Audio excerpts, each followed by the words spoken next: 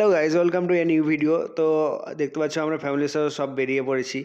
কোথায় যাচ্ছি আর কিভাবে যাব সেটাই তোমাদের সঙ্গে শেয়ার করবো। তো ভিডিওটা তোমরা শেষ পর্যন্ত দেখতে থাকো। আমরা চলে এসেছি আজিমগঞ্জ স্টেশনে, আর এখান থেকে যাব আমরা হাওড়া। আমাদের ট্রেনের টাইম থাকার কারণে আমরা সবাই মিলে একটু গল্প করে নিচ্ছিলাম। এর মধ্যে আমাদের ট্রেন চলে এসেছে, আর প্রায় 5 ঘন্টা জার্নি করার পর আমরা পৌঁছে গেছি হাওড়া স্টেশন। আর এখানে এসে আমরা জানতে পারি আমাদের নেক্সট ট্রেন প্রায় 3 ঘন্টা লেট। আর 3 ঘন্টা স্টেশনে বসে বোর হওয়ার পর ফাইনালি আমাদের ট্রেনটা এসেছে। তারপর ট্রেনে বসে বাইরের মনোরম দৃশ্য দেখতে দেখতে আমরা পৌঁছে গিয়েছিলাম আমাদের গন্তব্যস্থানে।